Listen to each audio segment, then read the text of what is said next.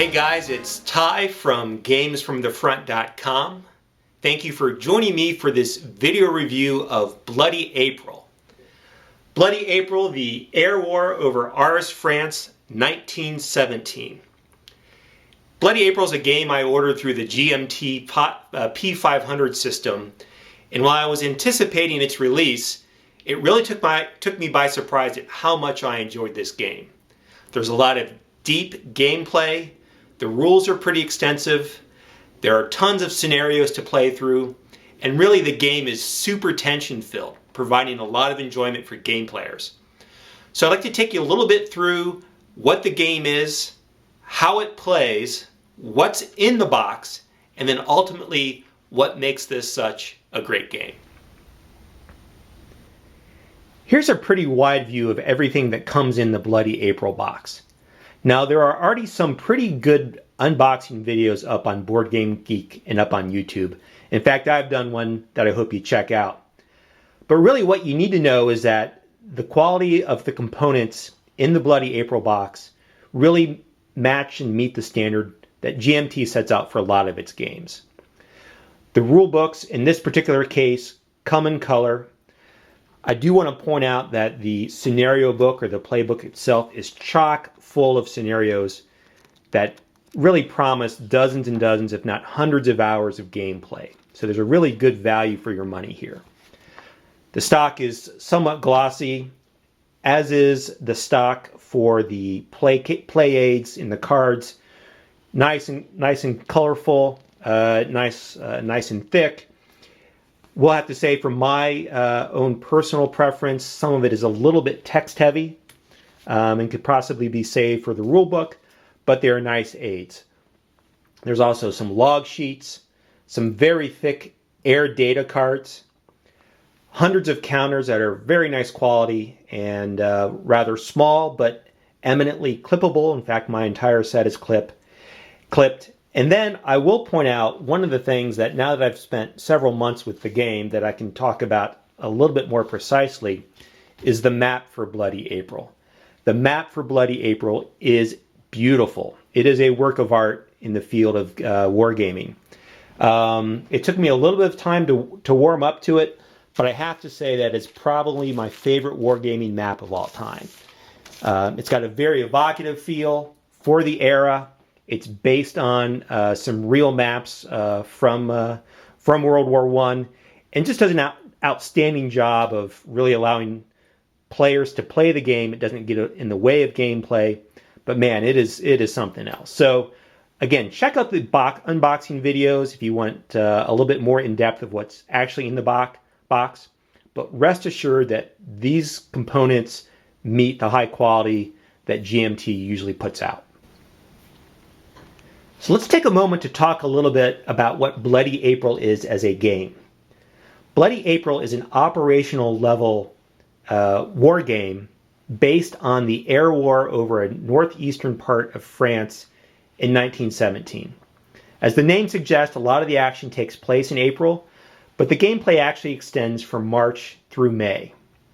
As I mentioned earlier, there are dozens of scenarios offering hundreds of hours of gameplay.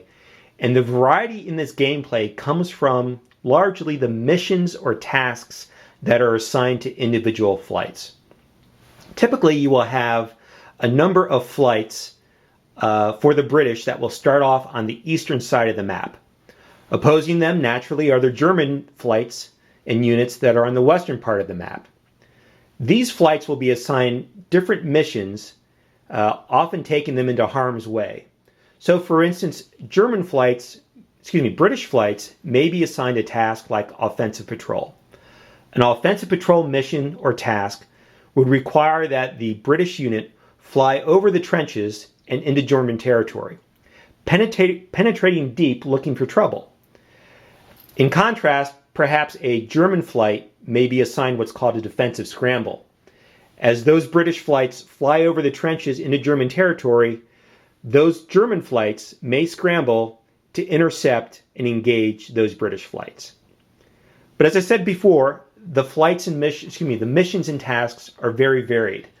In addition to offensive patrols, there are bombing missions, artillery spotting, escort, photo recon, balloon attacks, and several others.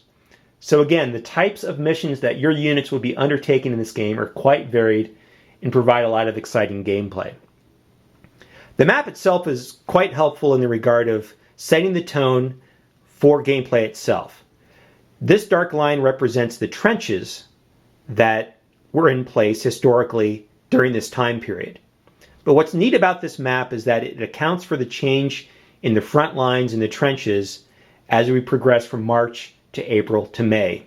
In fact, the earlier scenarios, especially in March that you play, will use this line to represent the trenches. As the Germans retreated and the trench lines moved, this map accounts for that.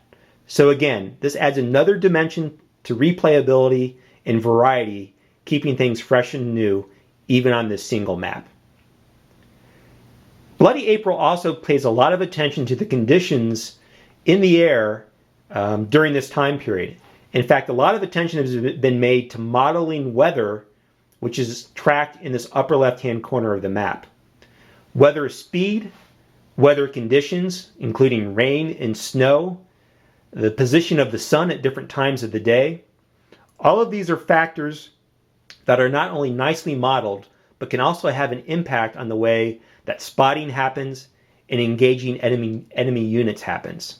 So hats off to Terry and his team for thinking about this level of detail, because not only is it modeled well, historically it did play a pretty important role in the outcome of these battles. The scale of the map itself is 1 mile per hex. Turns are 2 minutes long, and the game overall uses a system that was previously seen in Downtown, Air War over Hanoi, and Elusive Victory, which modeled some air combat in the Middle East in the late 60s and early 70s. So that's a quick overview of the way the game plays. So that's a pretty quick look at both the components in the box for Bloody April, and then a little bit about the gameplay and the way that the game is set up. If you're interested in more information about those topics, I suggest you seek out the videos up on YouTube and up on Board Game Geek that address both of those in a little bit more depth. In fact, you'll also find some after-action reports and even some training videos that will help you learn the game if you're trying it out for the first time. Now, Bloody April, as I said earlier, is one of my favorite games. It's my top game for 2012, and is in fact one of my favorite games of all time. Now, the reason that isn't necessarily found directly on the game map itself. It's really a combination of a couple different factors. First of all, there's a lot of tension in this game.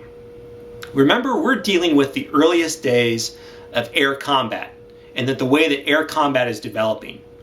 The planes that you're flying are very fragile, they're susceptible to mechanical failure, and on top of all that, you're doing this in a combat environment. You'll be flying deep behind enemy lines, you'll be flying over trenches that are steeped in anti-aircraft guns. It makes it really a risky time to be a pilot in this era. So there's a lot of tension about, will you make it to your target? Will you make it home safely? On top of that, there's a tremendous sense of accomplishment in this game.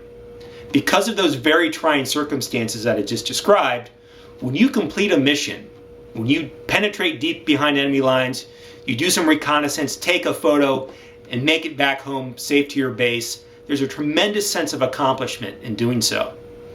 And I really think that sense of accomplishment isn't always found in other games. In a lot of ways, you maybe are just pushing counters around trying to complete your objective. But really, the sense of accomplishment is there for Bloody April. And then finally, the last thing I think that makes this game great is the level of decision making that is needed from each of the commanders. If you're the German commander for your air units, you have a lot of decisions to make around the way that you allocate your units, because you're most likely going to be outnumbered by your British counterparts. Where do you send those units? Who do you target? Those are some of the decisions that the Germans have to make. The British also have a lot of decisions to make. They are numerous in the number of units that they have, but their tasks are very varied. They have a lot of variety in the missions that they're trying to accomplish. So the way that you allocate your units and say, I want to fly in this direction, those are the types of decisions that a British commander has to make. So really, that combination of three factors really makes Bloody April an outstanding game to play, and one that I can recommend very highly. I don't mean to suggest that Bloody April is a perfect game. I think some of the component chrome that comes in the box, while very well done, doesn't necessarily add a whole lot to the gameplay. In fact, can detract from some of the record keeping that's involved. And while there are some solo rules in there, I would suggest go ahead and playing the two-player game as a single player instead.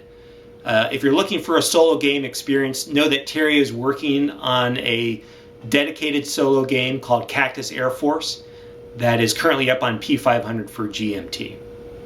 But all in all, Bloody April is an outstanding game. I highly recommend it. I think you'll get a lot of gaming value for your dollar. And I really want to thank you for watching and hearing me out. Check out my other videos and check out my blog at gamesfromthefront.com. Thanks a lot.